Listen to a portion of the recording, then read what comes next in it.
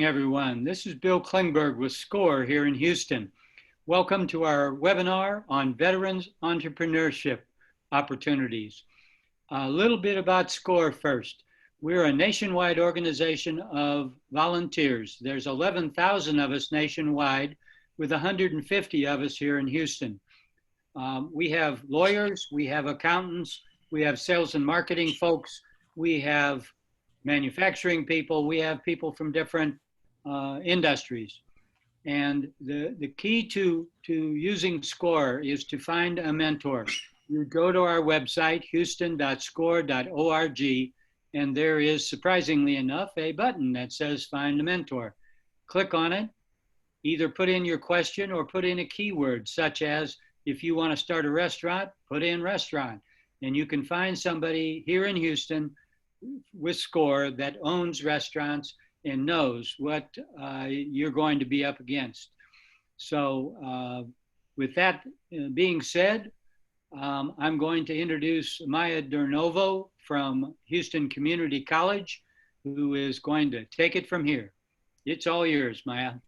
Thank you, and good morning, everyone. I'm Maya Durnovo, the Entrepreneurial Officer at Houston Community College, and we're delighted to welcome you on behalf of Houston Community College and our entrepreneurial initiatives. We're delighted to co-host this event and really proud of the very robust entrepreneurial programs that we have at Houston Community College. Most of our programs are free of charge, and I encourage you to participate and join with us. One of the reasons that we're successful is because of our partnerships, the partnerships that we have with the City of Houston, with SCORE, with the Small Business Administration, and other organizations. That's really what makes Houston such a great city to start a business and to grow a business. So welcome to everyone.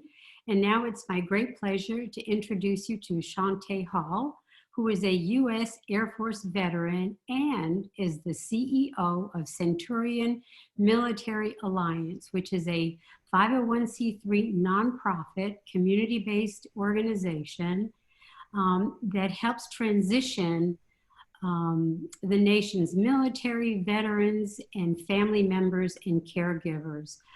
It's really a terrific transition assistance program, and they make a very, very big impact on veterans and those who are transitioning. So Chaunté, I'm going to turn it back over to you. Thank you so much, Miss Maya. It's wonderful to be on this morning. Good morning, good afternoon from wherever you are. I know a lot of us were able to share this on our platforms, so quite excited to talk about entrepreneurship this morning.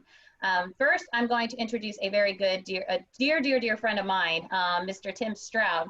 Tim and I have been working together in this space, and I think that it's safe to say, Tim, on this entrepreneurship track, in a sense, together since 2009, I believe.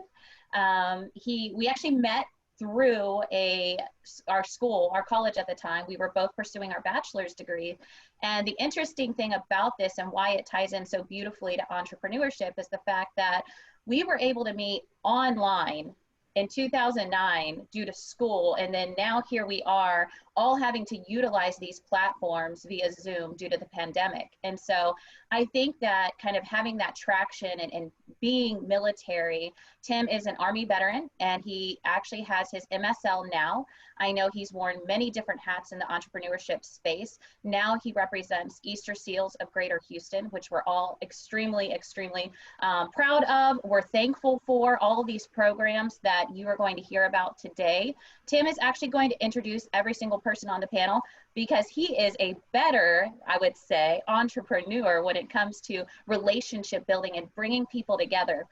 I've never met anyone, and I know this is kind of a crazy introduction, it's not normal, but I have never met anyone like Tim who can walk into a room and properly introduce every single person, and even if he just met them. He's able to bring life into the room. He's able to energize a crowd. And so this morning we are kind of working on the cusp because Dr. Stephen Hall, also my father, was supposed to come on this morning and do all the introductions, but he is with the City of Houston at the mayor's office right now, and they have just brought in the new Army commander. So they are making some introductions. He will be here in a little bit.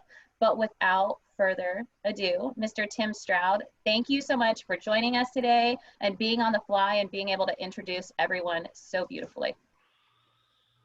So online with Toastmasters, this is what we do instead of clap, because when you're muted, you can't hear this, and we get to have a lot of fun. And thank you to Bill and Maya for bringing everything to life through HCC and SCORE. And Chaunté had a great transition, and I don't want to step over that. I want to dive deeper into it because it's because of Dr. Stephen Hall that I'm here today, and I'm connected with Chaunté and CMA and a lot of the organizations that you're going to see on the panel today. I met Dr. Hall at an event, I think it was a Yellow Ribbon event in Austin, Texas, supporting our transitioning warriors and their families. We got connected through Ken Blanchard, who taught a leadership course at one of the universities. Well, I know Ken because he was connected through my mentor. They wrote 13 books together. I was like, I'm taking that course. Let's move forward. And Dr. Hall challenged me to get my master's. And that's exactly what I did, what Chaunté alluded to in servant leadership at a private Christian organization. And now I get to champion others, because what you're going to see today, I'll frame it for you. I'll do the broad strokes, and then we're going to see our panelists paint in with the fine brushes of entrepreneurship, things that you really wish you would have learned while you were wearing the uniform, or while your spouse or partner was wearing the uniform, because you can get through. Some of these are very appropriate for those who've transitioned, and a lot of them as well for their counterparts. Too often times that we transition from military post to military post around the globe, and we're concerned about the veterans, which we should be, but also the family members. Those family members have to go everywhere they jump, they ETS and PCS, because now they need to have a portable job career. And I know our panelists are going to talk about that today.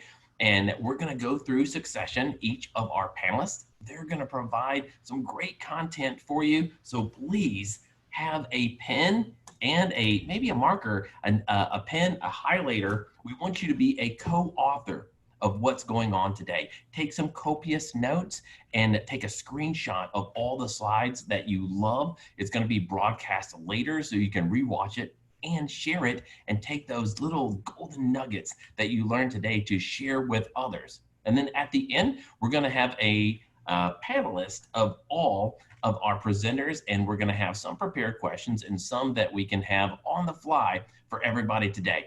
Well, if you haven't had your first cup of coffee already, I'm going to send you a verbal cup of coffee your way right now, and we're going to get started with our first speaker. He's also an Army veteran, and I've known him and his two organizations that he's worked with in the greater Houston area for over 10 years. He started with the Lone Star Veterans Association, and then he branched out. He was also the executive director there. And when that organization merged, that's LSVA, with Combined Arms, he became the COO, Chief Operating Officer, at the same time wearing another hat with Sam's Safety Equipment, a family-owned business, and grew it to a great amount. He's going to be talking a little bit about each of those today, and talking about how his organization is connecting others to make sure that entrepreneurs through veterans works out so much in the greater Houston, the greater Texas, and outside the great country of Texas. Please help me welcome Mr. Kevin Doffing. Hey, everybody. So real quick, I'll just pull this up. I just got a couple of things to talk on that Tim already did. Thanks, Tim, for that great introduction.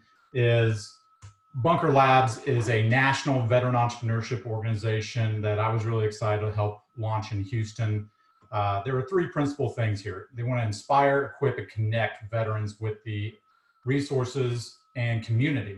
At Combined Arms, which I'll talk about in a moment, we did a research study, and one of the biggest gaps that Houston had in the entrepreneurship space was a lack of connectivity. There was not a market to get connected with. So getting everybody engaged has been a big thing. And I know from being an entrepreneur and doing my business, Sam Safety, finding resources has been really tough. And I've benefited from everyone on this call from doing the Goldman Sachs 10,000 Small Business Program, thanks to Maya, SCORE, the University of Houston Small Business Development Center. There's tons of resources. And what you really just want to think about is that we have 25% of service members want to start a business when they leave the military post 9/11, but only 4.5% will. If you look at post, World War II numbers, it was well over half that started businesses. So getting access to everything is a big deal. And there's 3 main programs. We have Launch Lab Online, which you can go on anytime, get connected to resources, take a self-evaluation, do a business canvas, a Veterans and Residents program where we can actually meet in person. We work downtown, and we have some for existing businesses where they kind of build a mastermind group together. And so that's really the big honest that Bunker Labs is solving, is bringing people together around entrepreneurship and making sure that as you have this idea, you get it tested and you can get it out in the world faster. And then Combined Arms is really tried to focus on bringing together all the veteran organizations in the community. So we have over 72 organizations. We're going statewide currently. And it's just been a really great time to be a part of this organization, see all the gaps filled, and have a no wrong door approach. So if you think of it, it's like a house. We've got our community, like veteran entrepreneurship is, but broader based, and that's the foundation. Our marketing pushes things out for all these different organizations, and that's the front door to Houston for veterans. And our member organizations, these pillars of the community, stand tall, and we're able to stand taller having a really solid foundation. And our technology platform, I'll talk about real quickly, is the walls that wraps everything around, make sure nobody ever gets lost. And we have a physical transition center, which kind of gives cover to everybody, but right now is not being used. And this is just the litany of different services that Combined Arms has that you can find online. You can go in there, you can take an entrepreneurship assessment, get connected to resources, as well as anything else that's going on. So again, Combined Arms is combinedarms.us. You can find us online at Combined Arms TX is our social media handles. And then for Bunker Labs, it's bunkerlabs.org and at Bunker Labs online. Thanks. Thank you, Kevin. You mentioned the no wrong door policy, and I absolutely love it. There are organizations across the United States, thousands of them, that don't operate like that. They get a hold of a veteran, it's like, ooh, it's like the ring in Lord of the Rings, like, my precious. You guys have learned to share, make sure that resources are there, and then you plug them into those and make sure that they move forward. I love that. I love the tie-in with Bunker Labs, and I'm looking forward to the questions that are going to be coming from for our panelists. Our next speaker today is a devil dog. He was a Marine fighter pilot, and this has always got me. He was a test pilot. You know those crazy guys and gals that test the planes and bombs and do all the stuff that the contractors say, yeah, that's safe. Go ahead and fly that and tell us how that works. Well, this is the guy. So he was out there, and then when he got out of the military, he did what a lot of our servicemen and women did. They went into oil, gas, and energy.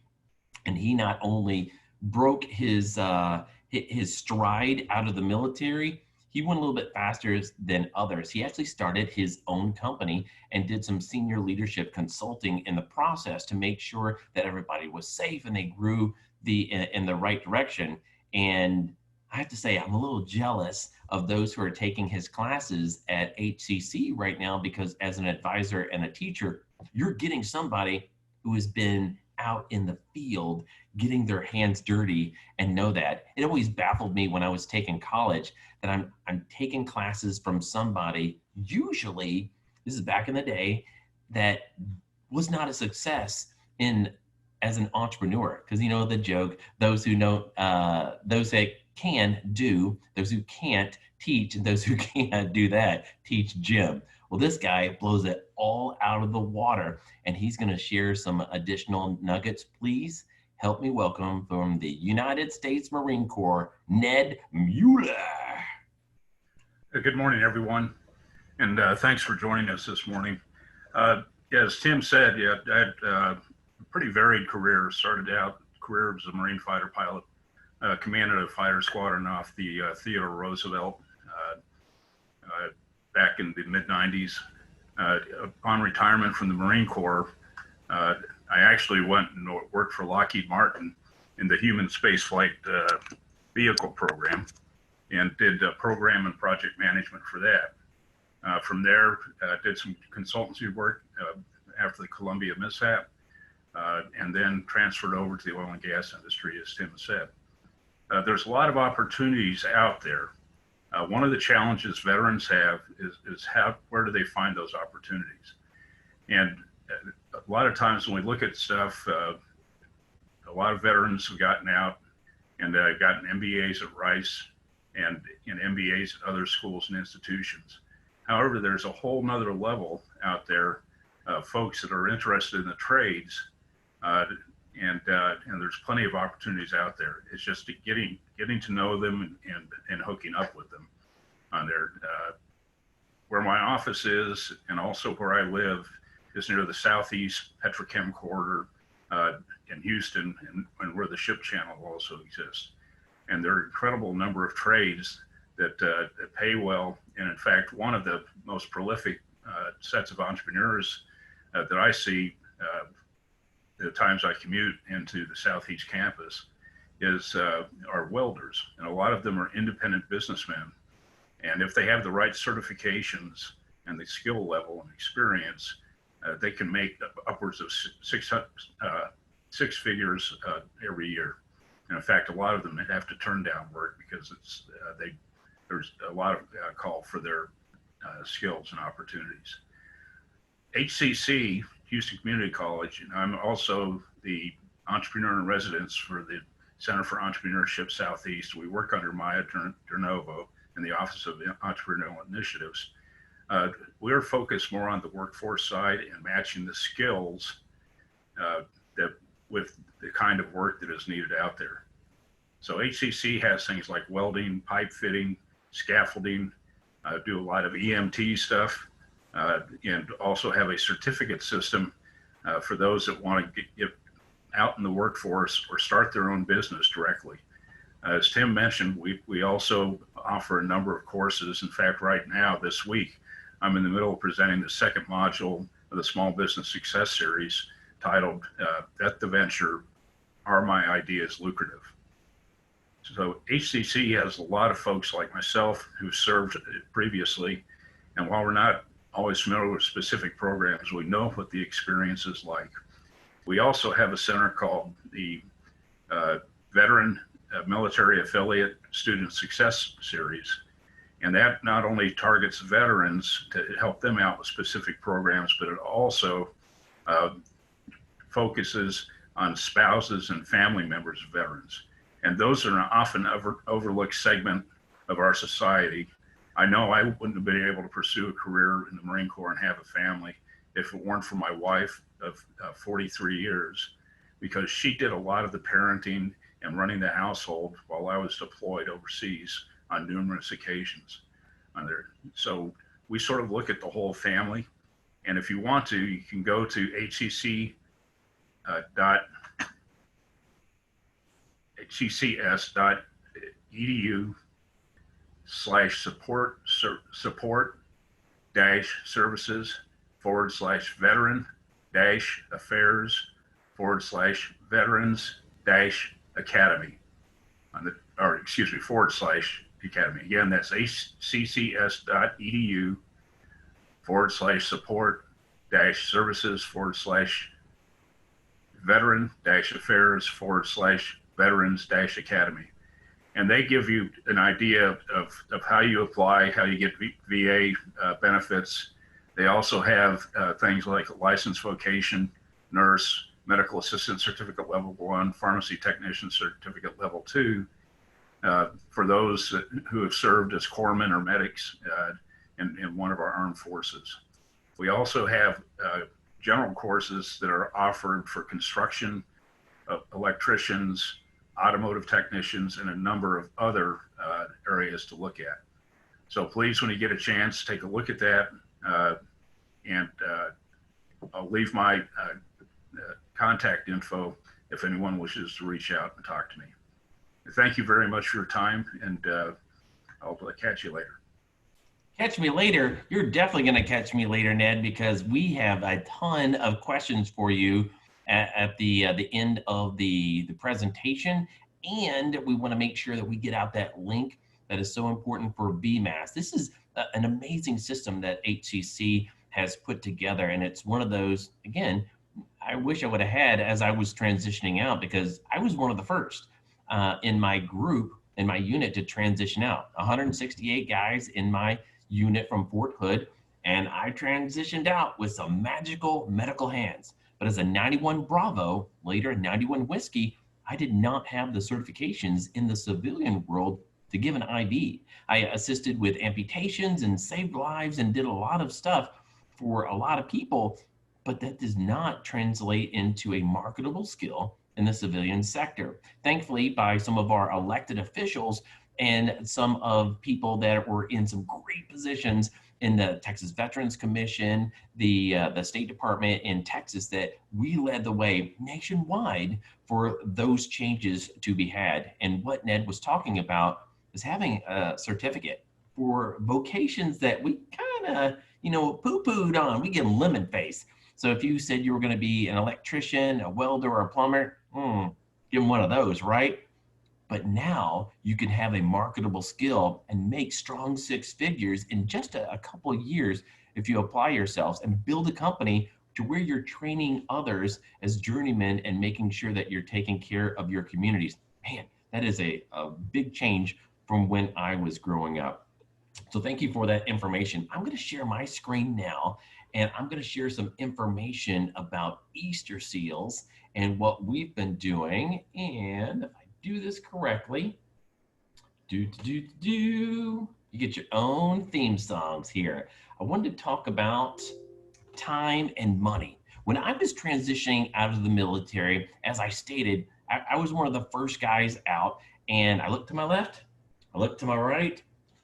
There wasn't anybody that I served with that had been there and got the t-shirt. So I kind of had to take the school of hard knocks approach, and I quickly found out I did not have the skill set I needed to be a success. So I quickly got a mentor, and that was Paul J. Meyer.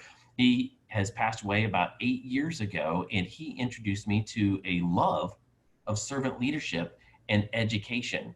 And he asked me my first job on the first time that we met. I'm like, Paul, what does that have to do with the price of beans? He's like, Tim, for the first 6 months of our mentorship, I want you to spare me your brilliance.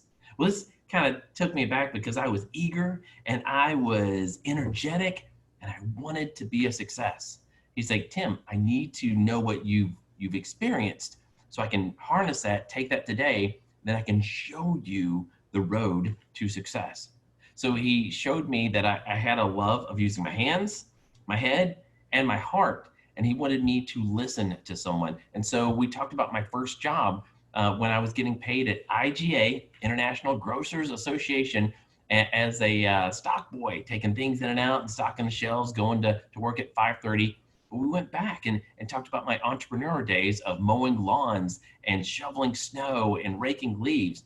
He said, that's what I wanted to tap into. Too often times that after the military, we're so complacent where we want to have our name tag on our shirt or our jacket. Instead, working for somebody else is not, most times, it's not going to give you the level of success and time freedom that you need. So he started talking to me about time ownership. And it's one of the things that we've incorporated with Easter Seals. We do a lot with mental health services, but we also do a lot with financial planning and time planning and showing entrepreneurs how to be success. The first thing of anything of having a SMART goal is having that mental mindset. Working with Paul J. Meyer and Ken Blanchard, I learned that a SMART goal was specific, measurable, attainable, realistic, and timely. I got it. Ken Blanchard later went on to say, combine the S and M to and instead of that first M that we talked about, make it motivating. Because if it's not a motivating goal, you're going to put it on the back burner. You may or may not get to it. And he showed me how to own my time. And this totally blew me away because I was not used to somebody showing me a real live lesson. And so what he did, I'm hoping that you guys can see me on the screen, And what he showed me, he's like, hey, Tim, I want you to show me on my calendar. So he took out his book and he starts flipping through his calendar, old school, right? And he's like, hey, I want you to help me find one day. October, November, December. We get to the end. I said, Paul, what was it? He's like, let's start over, Tim. Help me find one day. And I was like, okay, let me take another approach. Are you looking for a birthday, an anniversary, a ribbon cutting? Because at this point, he owned 33 companies. He had even purchased an island in the Caymans for $3 million, and flipped it for $30 million. That's a pretty good day, right? And even though he jumped out of perfectly good airplanes in the military, this is somebody I wanted to listen to. So I was like, okay, Paul, I'm looking. He's like, do you see it? No, we got to the end. And by that time, Linda Peterson walks by and she's kind of hee. And I'm looking around, I didn't see anybody else laughing. So that means they were laughing at me. I said, all right, Paul, what's the gag? He's like, Tim, you keep telling me one day you're going to start a charity in your dad's name. Where is it? I didn't see it on the calendar. Whew. All the blood ran out of my face. The tears just welled up. And he's like, didn't you want to start an organization to honor your father? I was like, yes. He's like, well, when is it? I was like, today. So we put plans in place today. And I actually was on a call with them this morning. The organization is now over 10 years old. We've raised $1.6 million in support of that charity just to help out. And that's the money we've given away. We built the resources because he showed me how to do certain things. And one of those things, doesn't matter if it's in your personal life or if it's in your business life, is blocking your day, setting that SMART goal, but putting it on the calendar. One of the smartest things that I've ever done was continue his teachings. I use Google Calendar, but it doesn't matter if you use that, a different app, or if you're using Outlook. I section out my day and make sure that I put the important things first.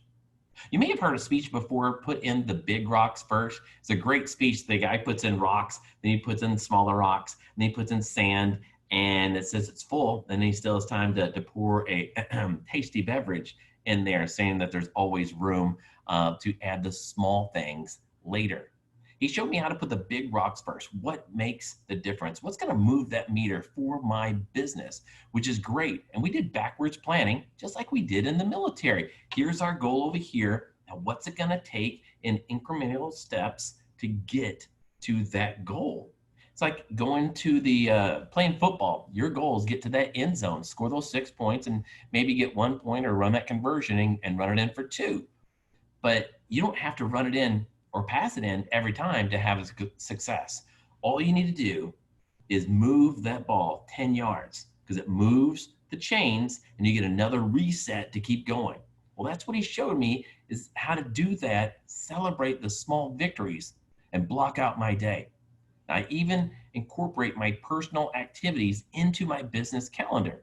And one of my students, when I was teaching the class, he's like, starts laughing at me, kind of being the jokester in the class, and said, Tim, why in the world are you blocking off time to work out in the morning and call your daughters? And it's like, you actually schedule time with your kids? I said, they're the most important thing in my life. And of course I'm going to schedule them. I guess you don't schedule time with your kids? And that shut him up, and he started scheduling that time. So I challenge you, incorporate that, share that with your spouse, your partner, and your family, and make sure that you put it on there. Because if you tell me that you want to be a success, you want to own your own company, and you want to franchise, or you want to help out others and hire military members and spouses and families and do the next great thing in the community, your calendar doesn't lie. If you're not showing me the steps you're taking to get there, either taking the classes online, doing an activity, or volunteering with one of the organizations that you see here today to network, then you're really not getting closer to your goal.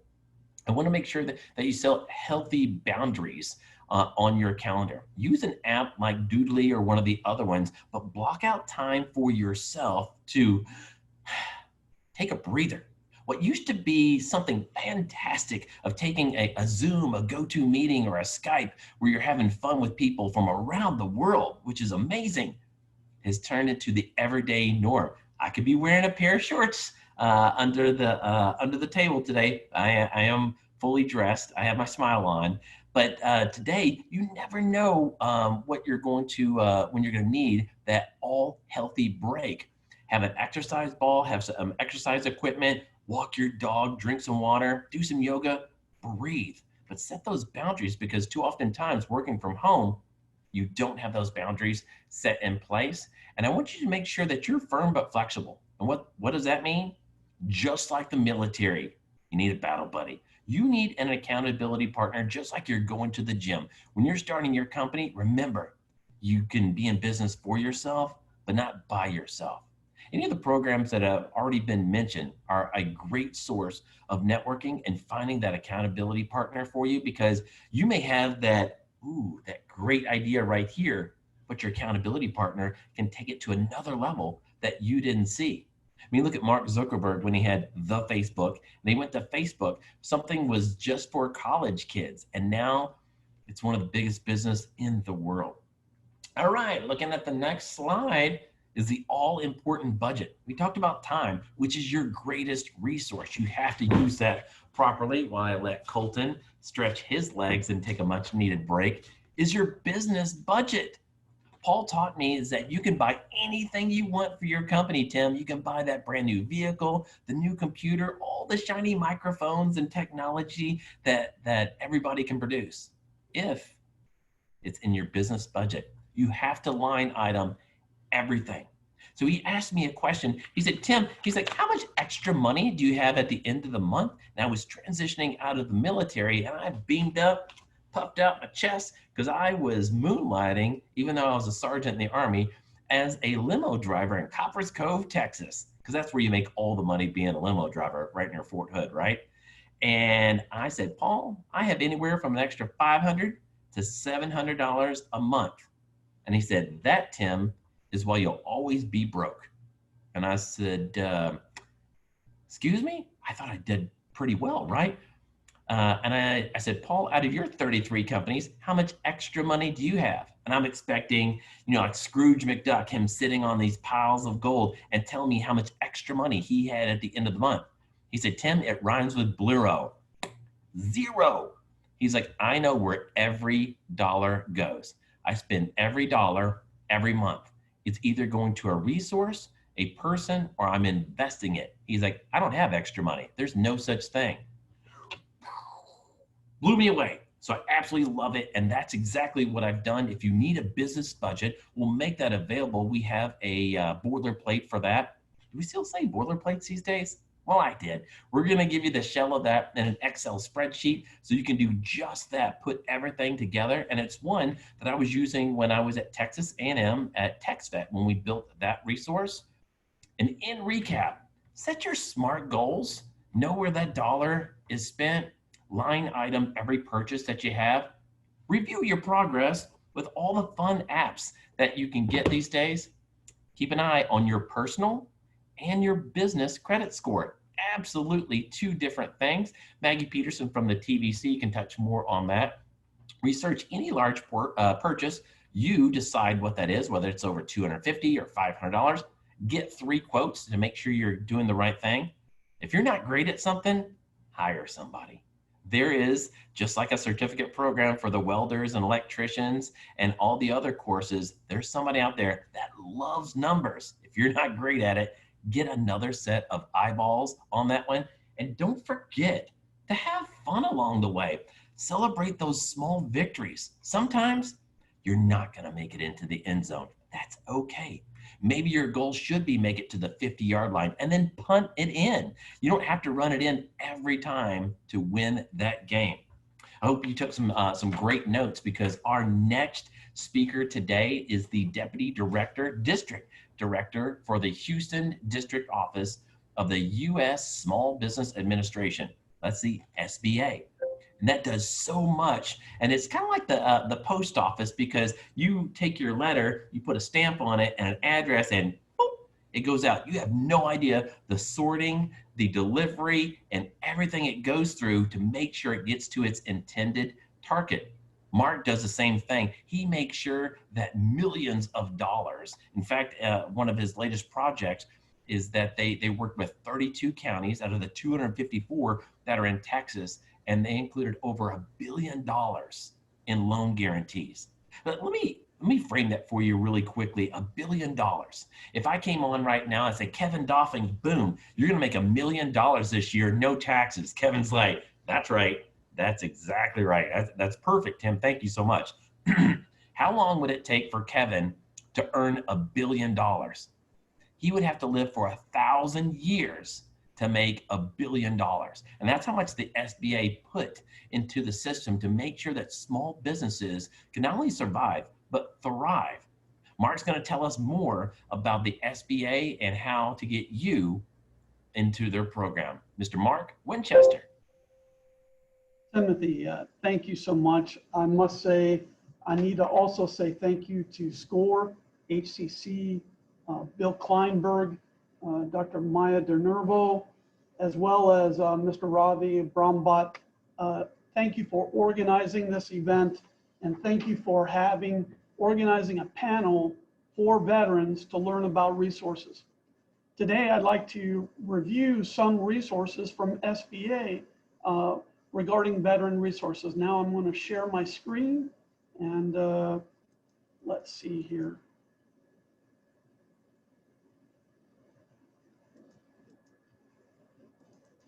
Can you all see that? Okay, great. So SBA has a program, Operation Boots to Business, and what we're talking about today are moving forward resources for you. Specifically, we want to talk about resources that are available in your community, assistance with counseling and training, online tools and contacts. The SBA was created in 1953, and its mission is to aid and assist small businesses and counsel and assist them in starting and operating and expanding their business. We do that in 3 ways: through counseling and training, federal procurement, contracting opportunities, and facilitating with access to capital. Today, I would just want to focus on counseling and training. You know, every year SBA assists and counsels veterans, over 200,000 veterans, service-disabled vets, reservists, and we do that on an annual basis. And we do that through our partners, and that is done through counseling and training. One of our partners is the SBDC, the Small Business Development Center. The SBDC provides free face-to-face business counseling and low-cost training. There are over 1,000 SBDCs across the country. And here in Houston, we have the Texas Gulf Coast SBDC, Small Business Development Center, and they have over 15 locations overlapping a 32 county area, providing one-on-one counseling to small businesses, including veteran-owned small businesses. The SBDCs, they provide assistance with business planning, financing, marketing, and they have resources, including SBDC Net. You know, when you work on business plans, you need SWOT analysis, strengths, weaknesses, opportunities, and threats. You need ring analysis, demographic information, B2B, business to business, B2G, business to government, B2C, business to consumer. And where are you going to get that information? Well, the SBDC network in the Texas Gulf Coast SBDC can deliver in that market research and that demographic and business to business information. The SBDC can also provide assistance regarding international trade and exporting. And in addition to the marketing and exporting, they can provide benchmarking information. A lot of businesses really do not know how to benchmark. How is their business doing compared to the rest of the industry? And do you know your NAICS code? Do you know your North American industry classification? Do you know your financial ratios? Do you know as a percent of your gross revenues what your cost of goods sold is, what your operating expenses are, what your net income, and how does your business compare to every other business in that industry. So whether it's business plan, whether it's marketing, whether it's financing, benchmarking, SBDC is a resource for you. You know, Bill Kleinberg, he came on at the very beginning, and he is a SCORE volunteer. There are over 10,000 SCORE volunteers nationwide.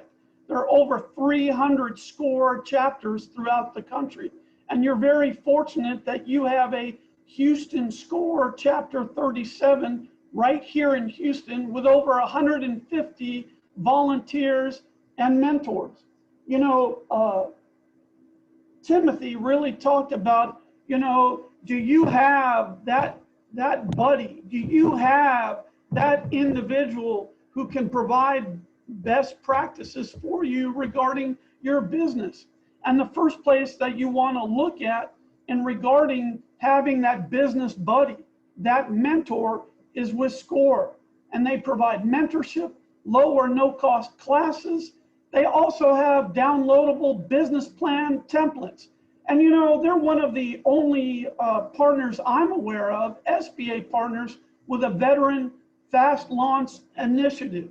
And that veteran fast launch initiative, they have specific resources for veterans for both, startup and existing businesses.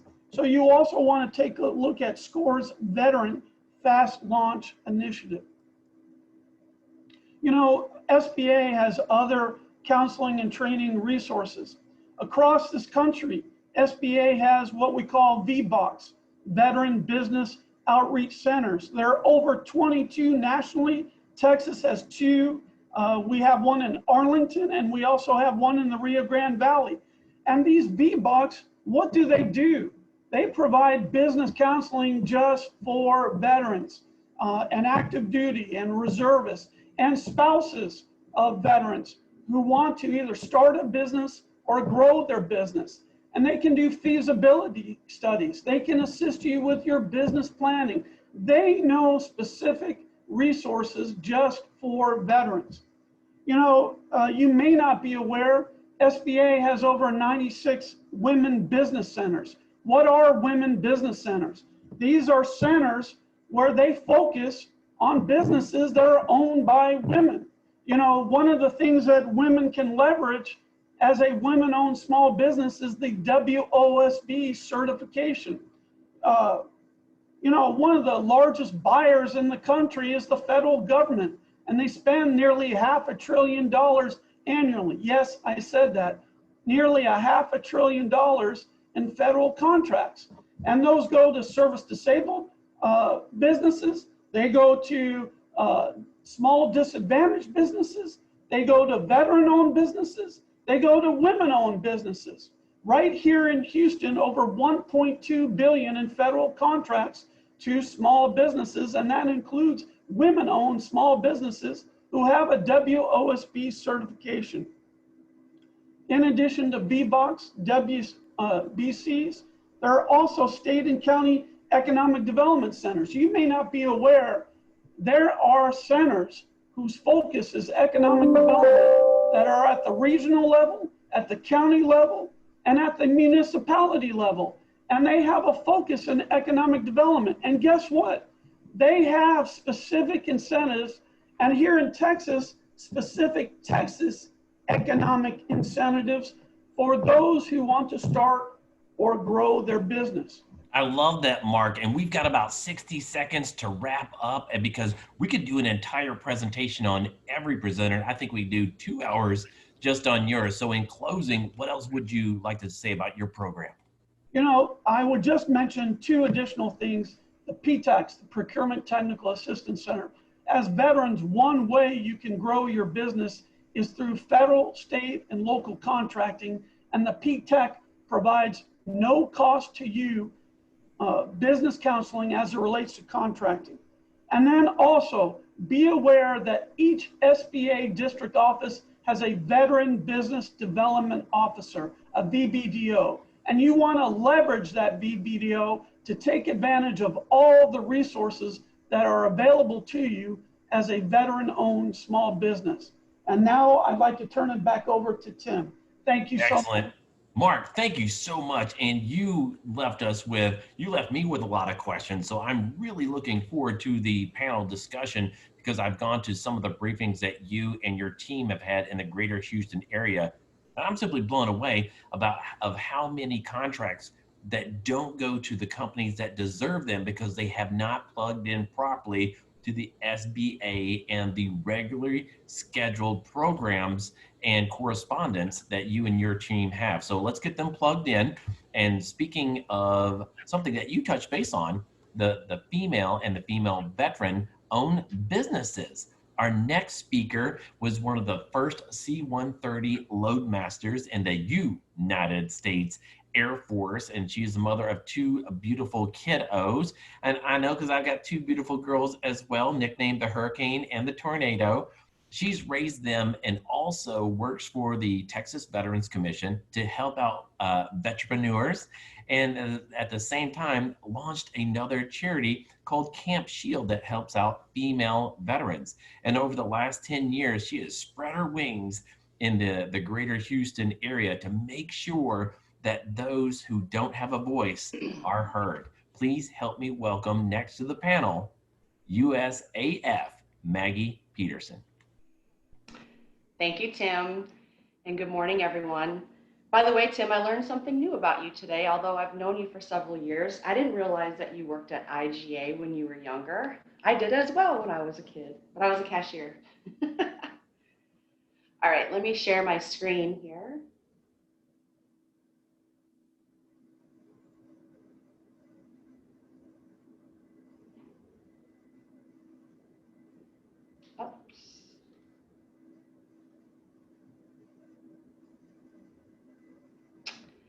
Okay. Good morning, everyone. As Tim said, I am Maggie Peterson. I am one of the veteran entrepreneur business consultants with the Texas Veterans Commission. For those of you that are not familiar with the Texas Veterans Commission, we have lots of programs that service our veterans throughout the state of Texas. We have people that work in claims, education, employment, grants, healthcare advocacy, mental health, women veterans, and finally the team that I'm on, which is the Entrepreneur team. If you'd like to learn more about any of those programs, you can go to our website, which is tvc.texas.gov. So to speak specifically on the Veteran Entrepreneur Program, we have 4 business consultants throughout the state of Texas. And we have also a program manager, I guess you would call her. And so the 5 of us run the Entrepreneur Program for the entire state of Texas. Some of the primary things that we focus on within our team are helping veterans with their business plans, forming their entities, capital acquisition, government contracting, marketing. We do lots of one-on-one consulting, and we do lots of referrals and work very closely with the SBA and SCORE and PTAC and VBOC and all of those acronyms that Mark mentioned earlier. Currently, what we have going on is we have a podcast that's really exciting that our team sponsors, and it's called the Texas Veterans Mean Business. And this is where we share stories and technical information on different small business topics. There's currently our first season, which includes 14 episodes, and some of the highlights of those episodes are the HUB certification, which is historically underutilized business certifications, working with different state agencies, how to access capital, and then some personal success stories of the veterans throughout the state of Texas who have started and grown their businesses and also that have adapted and overcome during the pandemic. Our podcasts are available there at the link, and I can also put that in the chat box. You can also go to our website and click on a link that will bring you to those podcasts. And if you'd like to recommend someone or a topic, or you would like to personally be on the podcast, you can reach out to our team by emailing us at vep@tvc.texas.gov. Another exciting topic that we have going on right now is we're working with Google And so we're partnering with the Google Small Business division, and we have classes that are scheduled for veterans on using Google search for your veteran-owned business website. So our Google Digital Coach will teach our veterans how to increase traffic to their websites by adding the veteran attribute, and we'll discuss how to use keywords and to drive traffic and awareness to the site. The class is free. It's currently scheduled for Thursday, October 22nd from 11:30 a.m. until 1 p.m. We will be sending out registration information in the next few weeks. And you can also always refer again to our website, where we've got links for any different classes that we have coming up or partner organizations have coming up. All of that's always on our website. The last thing that I want to talk about is our new veteran-owned business logo. Some of you may be familiar with the Senate bill that just expired. It was a bill that paid for veterans to register their businesses here in Texas. Unfortunately, that bill has expired. And so within TVC, we came up with our own veteran-owned business logo that we will verify your veteran status and your business through our team. And you will be able to use this logo on your website, in your marketing and advertising and branding, just to really to let the community and others know that you actually run a veteran-owned business. And with that, I want to, in closing, oh, I don't know what I did there. Oh, I clicked on the link. Uh-oh, that's not what I meant to do. Let me go back, hold on.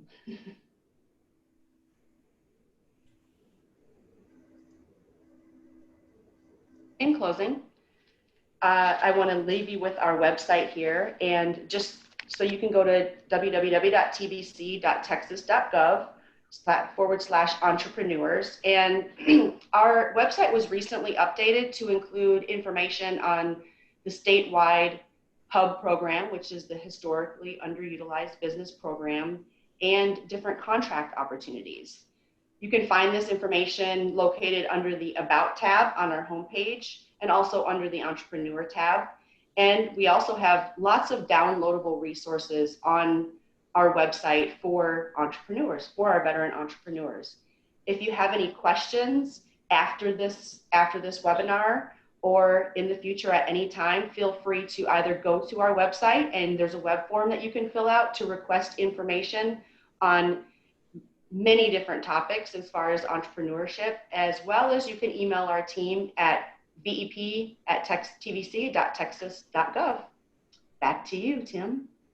Thank you, Maggie. I appreciate everything. Maggie and Mark both talked about contracts that you can get with the government. That means federal, state, and sometimes local. To give you an idea of how much that is, when I was at Fort Hood, when they rebuilt Darnell Army Community Hospital, they had a budget of $970 million. They had a plus or minus of 5%. You know dang well those contractors use that additional 5%. A portion of every contract that came through after the two powerhouses secured that hospital had to go to SDVOB, Service Disabled Veteran-Owned Business, Women-Owned Business, Minority-Owned Business, Hub Zone. Everything that they were talking about got a piece of it. I had a buddy of mine, he had started a lawn mowing business. Guess what? He secured one of those contracts. He went from making about 36 grand a year to almost $200,000 a year mowing lawns. I know, we used to make fun of the people that were pushing lawns because I was one of the guys, and I know people made tons of fun of me, but after I worked at IGA, I definitely did some other stuff there. I want to show the information for Easter seals. I failed to show it, and give me a thumbs up. Kevin, Ned, can you see that? Excellent. So there's the information, so you connect with us through Facebook, online. You can follow me or Colt the Wonder Dog. You can't see him today, but he is absolutely here, putting a bow on the personal stories and the connections with the organizations.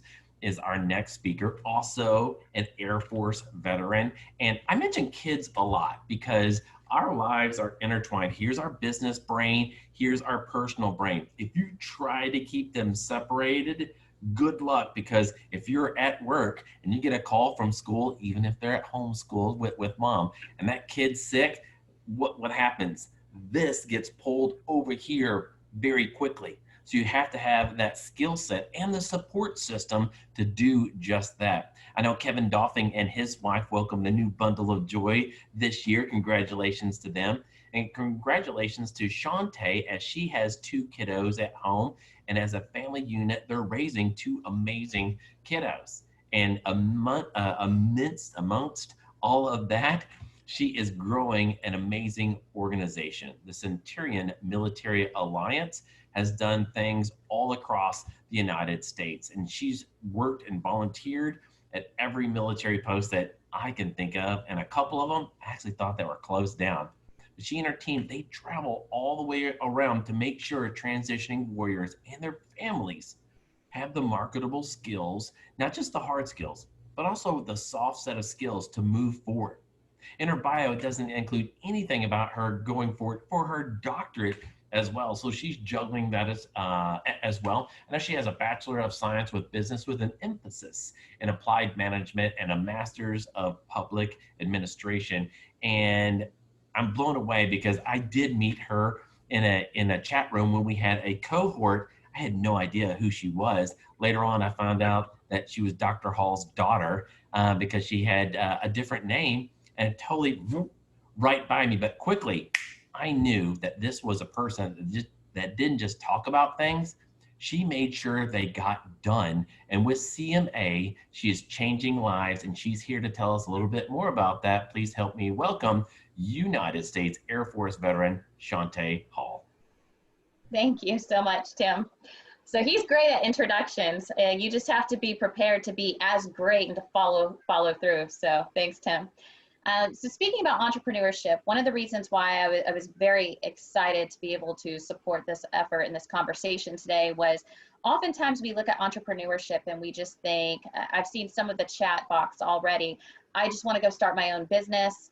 I hear from transitioning service members all the time, I don't want to be told what to do anymore. I just want to, I want to do everything my way. And all of us on this panel can speak to and adhere to that that's not entrepreneurship. It's comical because I transitioned out of the Air Force and I opened my own gym. Every single person who walked through that door, I was answering to, I was reporting to. And I learned really quickly that what I thought I was passionate about was only passion on the surface. Am I still passionate about fitness? Absolutely, as is Maggie and everyone else on this call. But what we'll tell you is that answering to every single person that comes through is a different mindset. And so as Tim was talking about, ensuring that we're taking time for ourselves. And so given the fact that I had an entrepreneur heart and spirit, I still do, but I shifted focus quickly. Thankfully, due to mentors and not doing it by myself, I was able to pursue that bachelor's in business. If it was up to me, I was going to get a bachelor's in kinesiology. But thankful for my family unit, as Tim mentioned, and it couldn't be more important to ensure that whatever unit, whoever's around you, that you have that support structure. Build it, embrace it. None of us have gotten to where we have gotten on our own accord. And if you hear someone say that they've gotten where they've gotten on their own, they're not telling the truth. Because there's always someone behind, to the left, to the right, above, that is there to support. And we all hopefully embrace that concept, especially now as we're sitting in our homes due to this pandemic. So given that I finished that bachelor's in business, I was able, because I understood the business structure, because I invested the time to understand the business that I had built, I was able to successfully sell that business. I went and I got a job and answering to someone as the director of a director at the YMCA, and where some would say, well, that's not really entrepreneurship.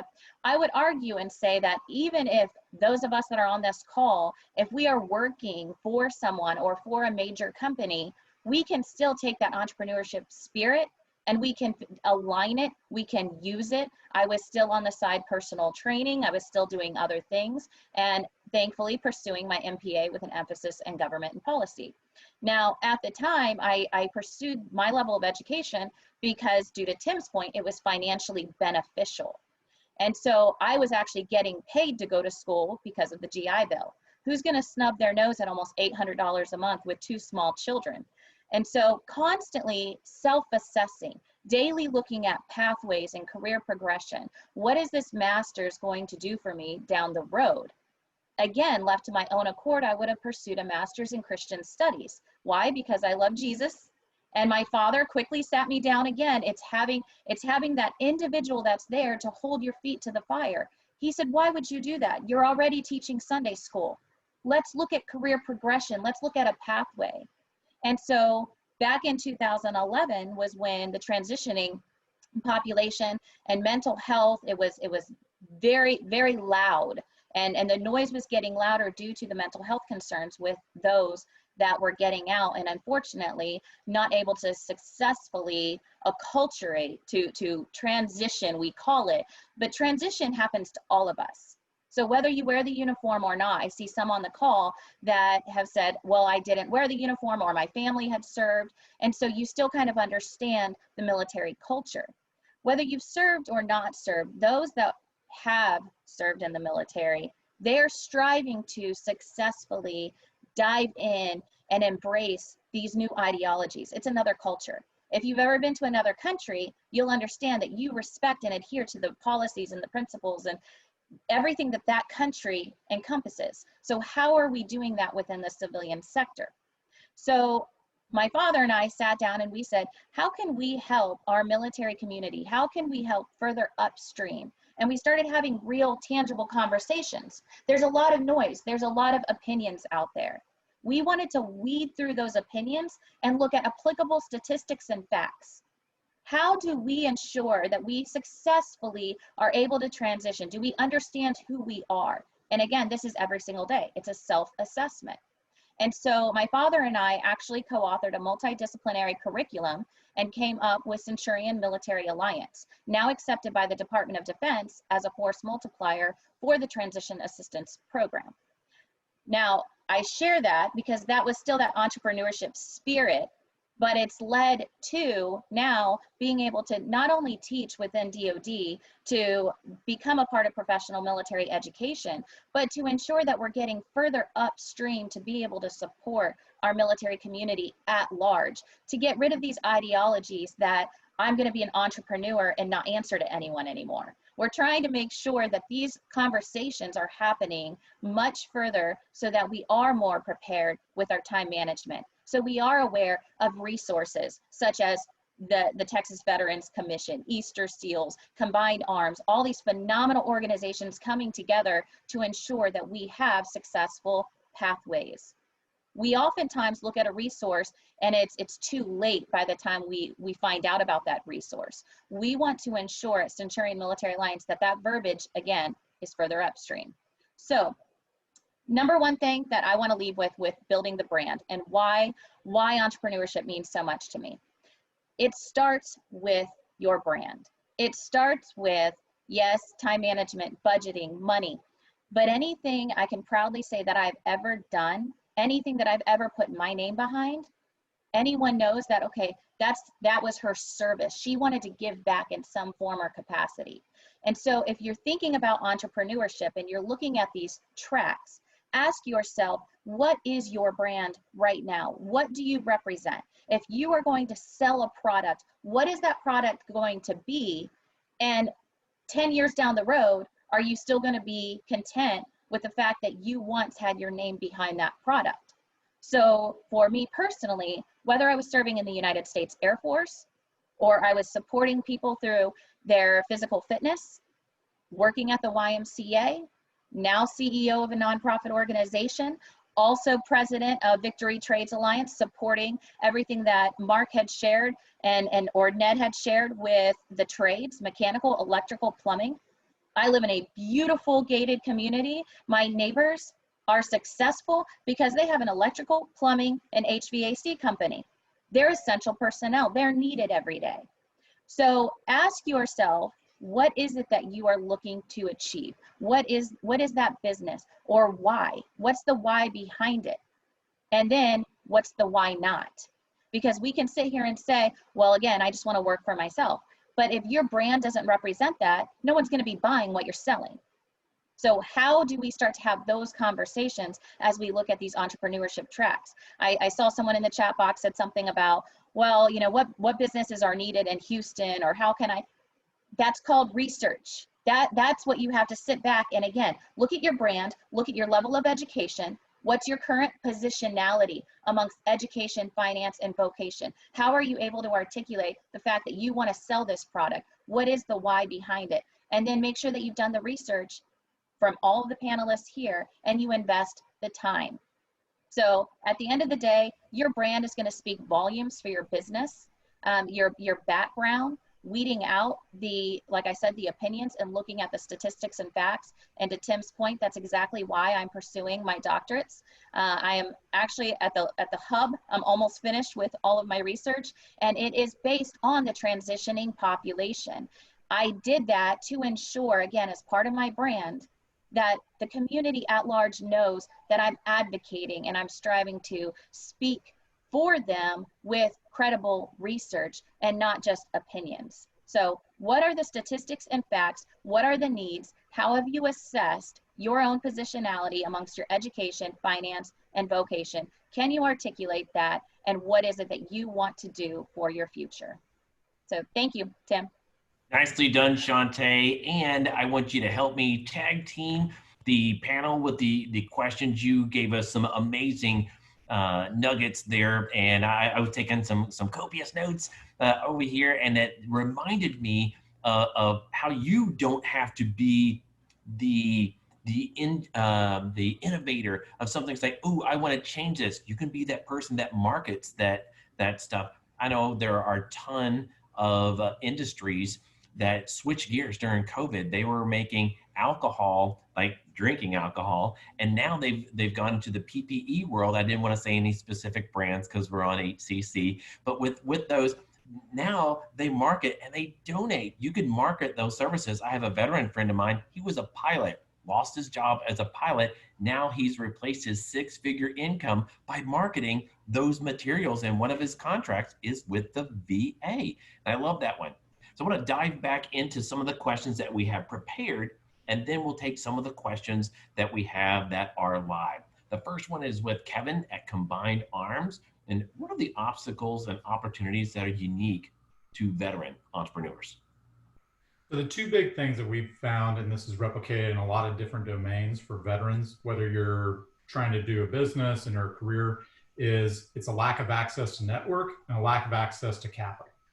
So that's where Bunker Labs was really big on making sure that you have a network. So as everybody's talked about mentorship, and there's a lot of unique questions that have come up in the chat, people that have posted questions, you just need to have a professional network that, you know, remember, you're the average of the 5 people you spend the most time with. So you want to be around some other hard chargers that are doing great things. So be able to plug into Bunker Labs, go to a Combined Arms event for something that's not entrepreneurship related, you know, that's a really big deal. And so having that network, because you've been out of, whether you're from Houston or whatever market you're in, you know, you've been out of it at least several years, if not a couple of decades. And so you've got to rebrand yourself. You got to reestablish yourself. And so being able to plug into a military network is a huge thing. And we suck as having a alumni association as a military service. If we were at college, we would have gone out of business, because that's how you make your money. That's how you make your connections. That's how you get your jobs. You know, I went to Texas A&M. The Aggie network is why you go to A&M. I mean, unless you want to be a petroleum engineer, you know, it's the network that really adds a lot of value. So, you know, and then on the money side, there's a lot of good funding opportunities specific for veterans. And there's also a deficit of those. So there are not a lot of early stage pre-seed funding available for veterans, some that a few of us are working on in the background. But there's the Veteran Business Battle competition here in Houston out of Rice University. So that Rice University has the largest business plan competition in the world. They deploy more millions of dollars every year than any other competition in the world. And the Rice Veteran Business Plan competition happens a couple of weeks after that. We did it virtually this year. But that's a great opportunity to submit your business and get in there. But not everybody has to get in there. Mark is one of the founding partners of that with SBA. You don't have to get venture capital, which is the most expensive money you'll ever get, especially if you have a typical mainstream business or Main Street business, right? You might just need an SBA loan. You might just need a mentorship and to realize that you can bootstrap this. So, you know, the biggest obstacles are, you know, your network and your funding. The biggest opportunities are all the things that you learned, all the soft skills. Don't give up, being very flexible, no quit attitude. Just hold on to that stuff. And remember, whatever business you're trying to do, get to $1 as fast as you can. Whether that's somebody signing up for an email about whatever service you're talking about, if they won't give you your email, they're never going to give you $1 for it. So the faster you can find out that someone is willing to take money out of their pocket and give it to you, pre-sign, pre-sale, do whatever you can without making a 6-month or a 6-year commitment and a lot of money testing things out and building websites and doing a lot of stuff that you don't need to. You can spend a weekend and build a 3-page website and then just start asking people, does this look like something you buy? No. What would you buy? That's a great idea. I'm going to have Mark piggyback on your answer because I know his goes hand in glove with yours, and I'll have Chaunté ask the next question. Mark, Kevin was talking about funding, and I know you've got some additional slides you had. Can you talk in a couple minutes just a little bit more about funding and financing that's available? Sure. Thank you so much, Tim. SBA, we are really with you for the life of your business. Tim, we can fund businesses from $500 to up to $13,750,000. And Tim, and to the veterans out there and active duty personnel, even if you're needing more than 13 million, we have what they call SBICs, and that's just a fancy term for VCs that are backed by SBA. So if you're needing more than 13 million, there's no limit. And so whether you need $500 or 15 million, the funding is out there. And Tim, you don't know what you don't know. And so there are nonprofits, there are credit unions, there are financial institutions. It's not just banks that have capital out there for small businesses, and more specifically, veteran-owned small businesses. I'd be remiss, Tim, if I didn't share that for veteran-owned small businesses, we have a program called Community Advantage. It's under the 7A program, and it's $250,000, and it's specifically designed for women, minority, and veteran-owned small businesses. I love it, Mark. And you used a little bit of jargon. You said VC, and that stands for? Venture capitalist. That is no, go ahead. No, you're exactly right. Venture capitalists, a lot of people don't even know what they don't know. Like you said, pull that veil back and look at the amount of people out there. That's why they created the show Shark Tank, because there are eager venture capitalists out there that have the dollars that no longer want to be on the forefront of ingenuity. They want to take your idea and put their plan with it and infuse a little bit of cash to it and make it grow. Chaunté, you have the next question. Yes, and I saw someone said in the chat box about how do we get in touch with you guys after this, and I think that that's a great tie-in to Kevin's point and Mark's point about networking. Don't negate relationships. So one, of course, please connect, engage with all of us. I know all of us are actually on LinkedIn, I believe. Yes, Ned. Okay, good. I'm connected with you. So please connect with us on LinkedIn, and we can throw those into the chat box. But intentional relationship building. So instead of, sometimes we look at money, cash, networking, we look at all these words and we think that they're dirty words, and we don't feel comfortable with the ask. If you don't feel comfortable with the ask, and I share this at my Centurion Military Alliance events all the time, if you can't tell us who you are, how are we going to know who you are? If you can't share with us what you do or what you want to do or what you're aspiring to do, then we can't support you. So don't be afraid to use that word networking, to build intentional relationships. And then two, do not negate the fact that oh, I don't want to talk to Tim because Tim is more concerned with whatever it is. He has nothing to do with me. Or don't look at, Maggie and say, well, she's with the Texas Veterans Commission. I really don't need that resource. You have no idea who somebody knows. And so we witness this oftentimes in the virtual setting because it takes less than 2 seconds to form an opinion about someone, but you've already negated them. And so make sure that you are spending that time to build those intentional relationships and don't negate anyone. Share what you're passionate about doing and build upon those relationships. The power of social media. So when it comes to funding and finance, I see someone asked about building a website. Make sure that first you can articulate what you want to do, that you can share your brand, and then use the power of social media first. So let's look at all of our free resources. And to Kevin's point, when it comes to building and connecting and engaging, I know personally I was able to do that through the power of LinkedIn. And so most of these major military installations that I have been to, it was due solely to LinkedIn and being able to successfully navigate and use it. So there are so many free resources at your fingertips. Don't negate any of them. Go and meet as many people as you possibly can. And with that, how else do you build a network? And I think that going to Maggie, I think this would be a great question for you, Maggie, to talk about what you've done with women veterans, for women veterans, the why behind it. We know that obviously you have that passion, but how do you go out now and sell that and build upon that network? Thanks, Chaunté.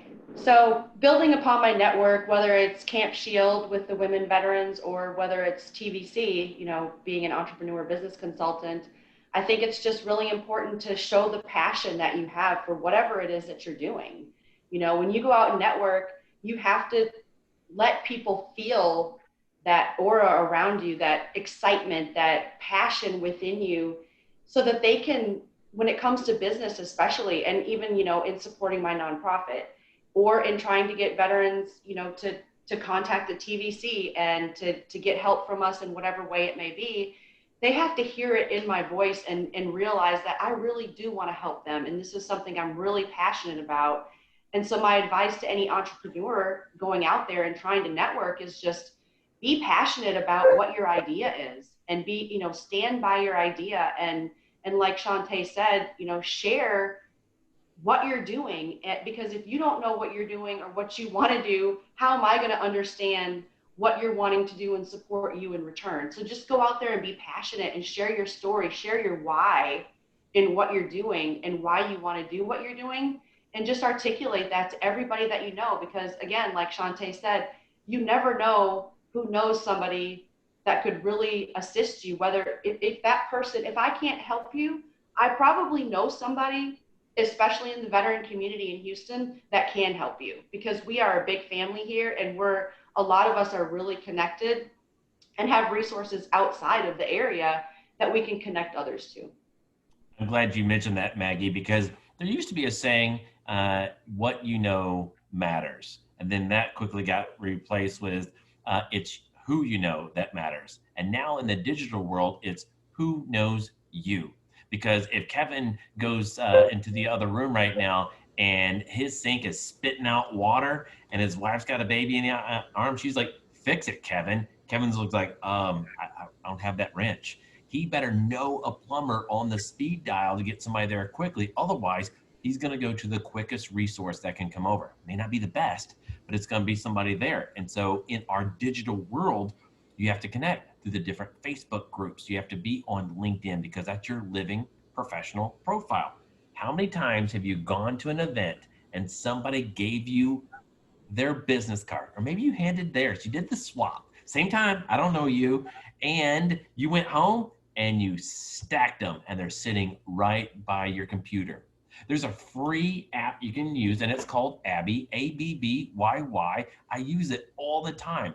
And what I do is I take that business card and I scan it as soon as I'm done talking with that person. Say I meet Mark at a networking event, I say his name and I mentally log it in. I use a mnemonic device or something I can remember. It's Mark Winchester. So when I see Mark, same haircut, I love his barber. So I'm thinking that when he shaves his head, it goes ch-ch.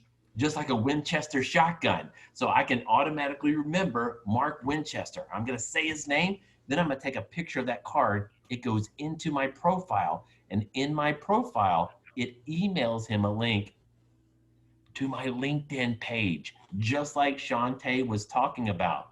The fortune is in the follow-up.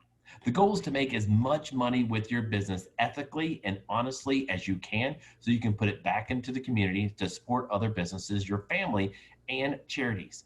100% of the money that you want to make right now is in somebody else's pocket. A lot of the times it comes through networking, but also you need that skill set. Hard set, soft set. That hard set also comes from Houston Community College. Ned, I would love to hear about any other classes and certifications that you have going on right now that you didn't mention already. Certainly. I mentioned briefly Small Business Success Series that we're in the second of 5 modules.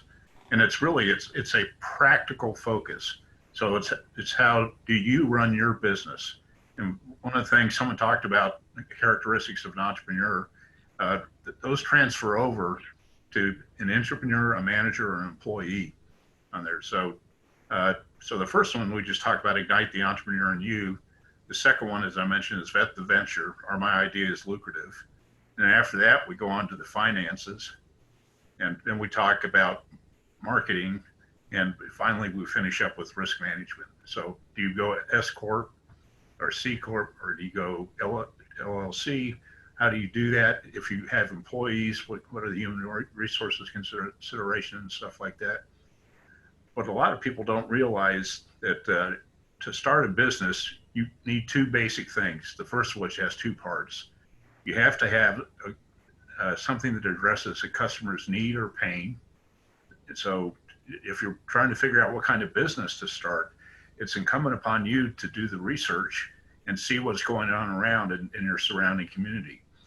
The second part of that is that first one is you have to have something that's ready to go to market.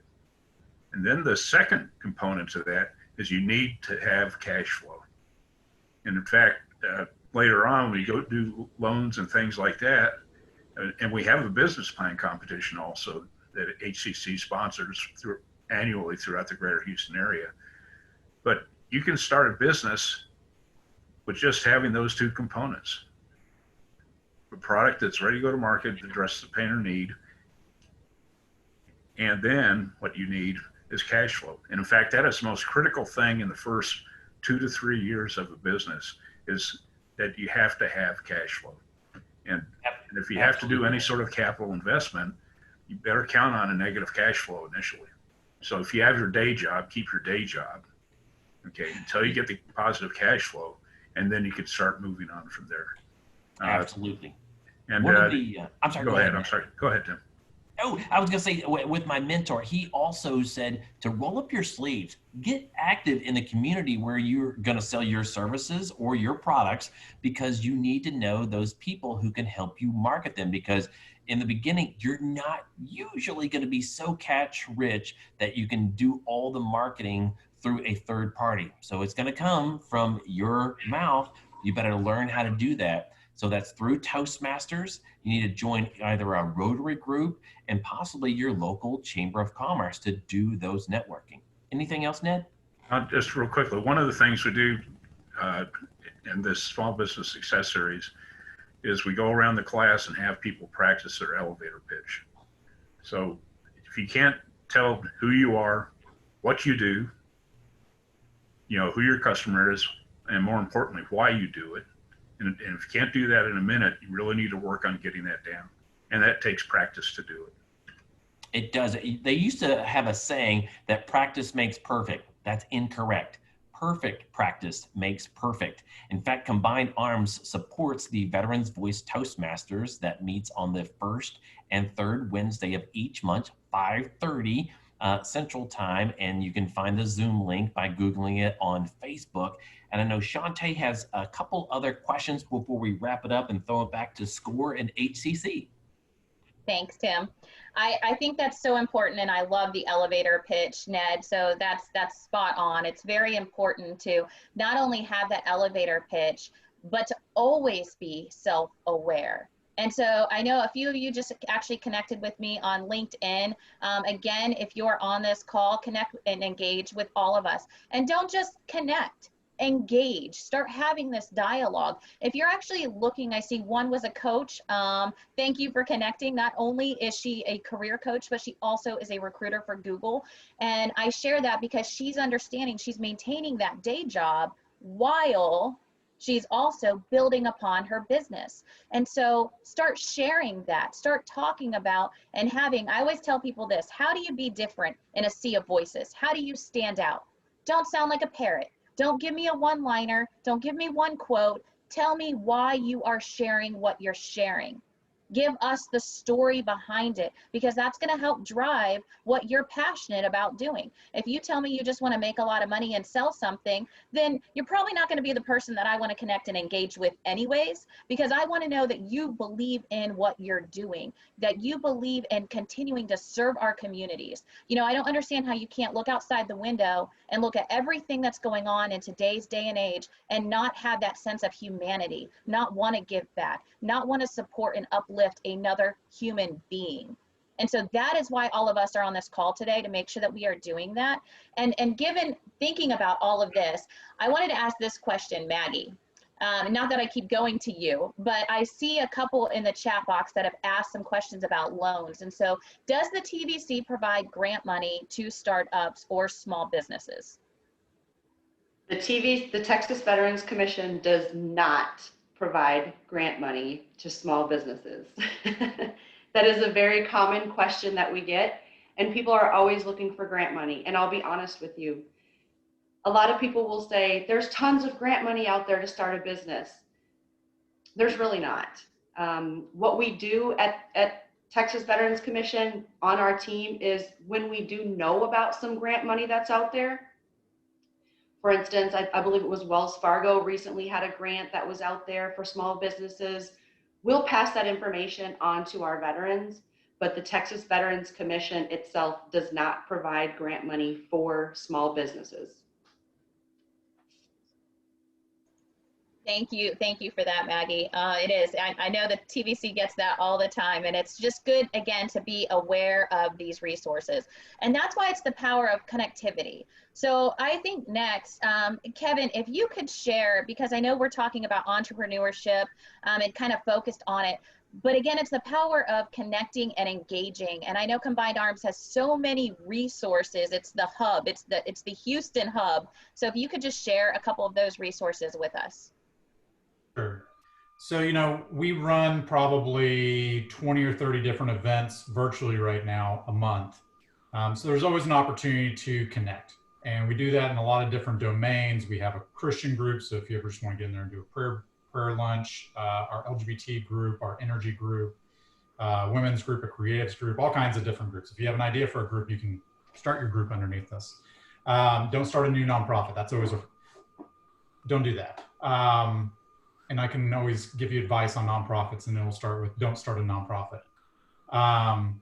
So what you do is you go on to Combined Arms and you can take the assessment and get plugged in. I will start getting your information pushed out to all the relevant organizations that you select into and opt into, and starts the clock on them. So that way, the onus to get in touch with you is on them, not on you to go to their website, find them wherever they are, drive to wherever they are in normal times, and then wait and hope that you got the right email and that volunteer person still works there. So it's a no wrong door approach is really what we focused on doing.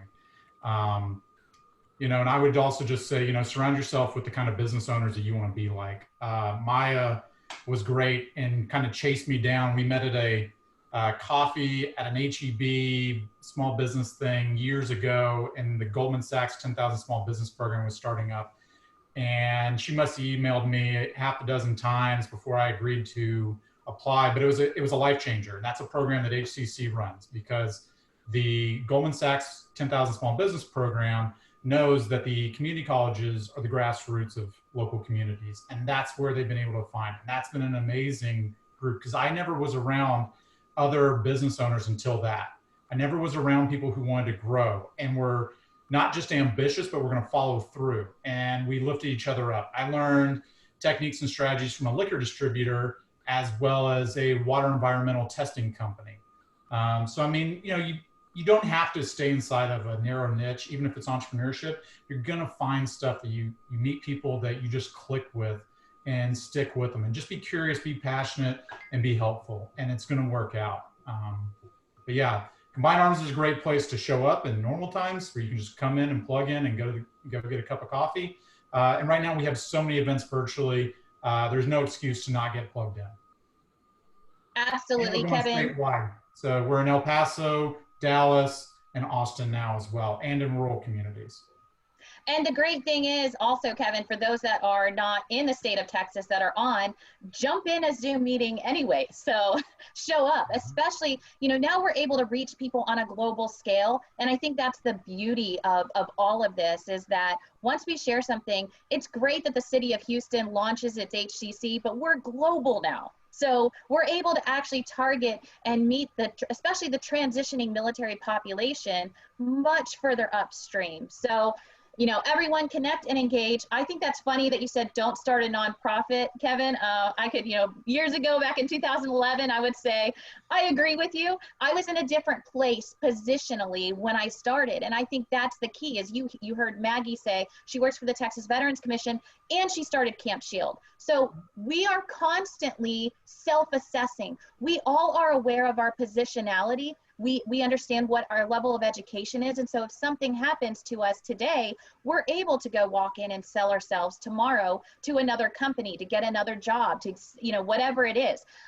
So don't always be focused on what others are doing, but stay passionate. So if you do have an idea, a concept, if you're looking out your window going, but I really want to do this, I believe in this mission, do it.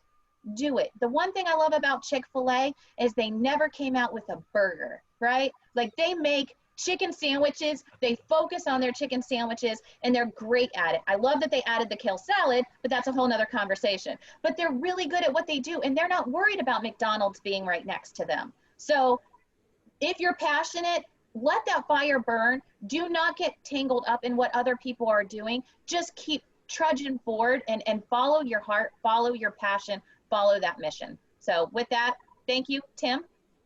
Great job, Chaunté from the Centurion Military Alliance, Kevin Doffing from Combined Arms, Maggie Peterson from the TVC and Camp Shield, Ned Mueller from HCC Center BMAS, Mark Winchester from the SBA. I want to also say from everyone at Easter Seals of Greater Houston, we're always excited to be on panels just like this. I think this is the great beginning to more conversations we need to have.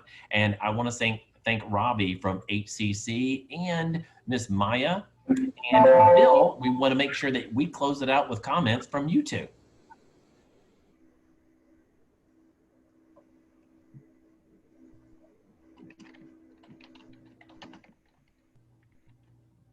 Robbie, I see that you've unmuted, but for some reason we can't hear you. All right, let's fix that. We're good. We're good. Okay.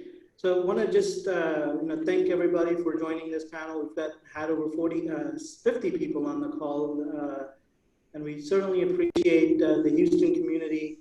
That is the veteran community. We thank you for your service, and we appreciate all that you've done for us as citizens of this great nation, as citizens of our great city of Houston.